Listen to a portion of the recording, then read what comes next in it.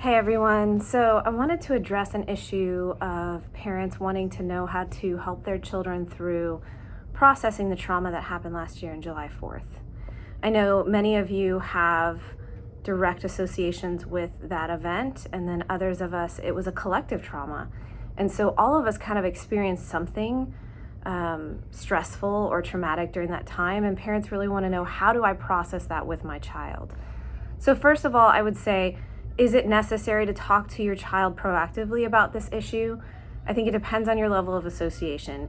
Number one, do you have a child who was directly associated with that camp, who's either been there, was at the brother camp, Camp La Junta, or anything else, right? So if they know the camp in that direct way, or if they had a sibling, a friend, somebody associated with them that they knew directly that passed away from those floods, it's important to do a check-in and just see how they're doing.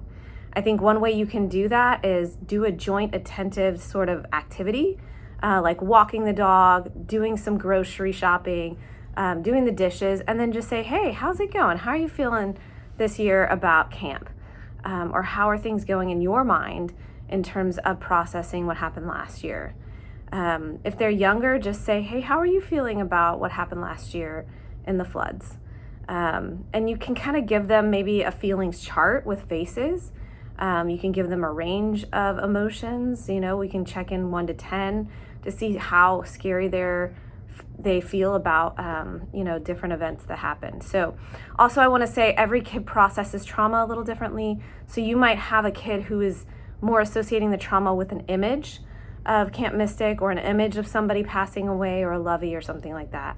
Another thing might be they're associating it with an event itself, like flooding or storms or thunder, right? And that might trigger some of that PTSD from your child. Checking in and doing some self-care with them, helping them to know that they are safe, and then grounding activities like 5, 4, 3, 2, 1 can be really helpful during that time. So name 5 things that you can see, name 4 things you can hear, name 3 things you can smell, name 2 things you can touch, and name 1 thing you can feel.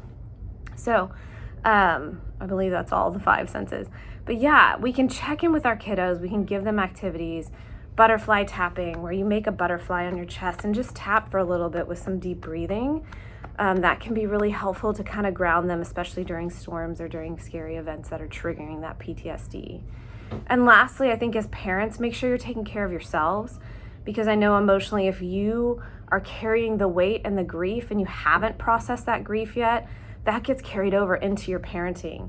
You will have less emotional capacity for your children. So if you notice you're getting short with your children, you're snapping at your husband, or your spouse, your wife. And I think just notice those things and say, okay, maybe I need to get some help processing, or I need to talk to a good friend or mentor, or I need to do some prayer or something self-care wise to help me get through this season of grief. And I think the other piece of it is that there is no timeline on grief. And so, whatever stage you're in, that's okay. Be gentle and kind to yourself through this season. And then the last thing I will say is, we are not meant to live out of fear. There are hard things that are going to happen in life. And I know sometimes that can make us live in little shells because we're so scared of something happening again. But what I want to say with that is that we are designed to live a life of freedom and joy. And we want, as counselors, to see people heal from these traumatic events. So if you feel like the fear is taking over your life, talk to somebody, do some EMDR processing. There's lots of different things that we can do in mental health spheres to help you process through the trauma and the grief. It could also be compound grief, where some of this is taking root in some of your past griefs or your past losses, and you haven't ever processed those. And so it can be really helpful to talk to a professional during these times and just get a little extra support. So I just want to encourage everyone, parenting wise, we're doing it. We're going to be okay. And we can help our kids emotionally through this. They are resilient more than we ever know or understand. And they also have a lot more emotions than we ever know or understand. And so watch out for behaviors, watch out for signs that they need to talk, and just be open and continuously offer that hand to say, I'm here if you need me. I'm ready to talk about this. There's nothing off limits. We can talk. So I encourage you to do that today.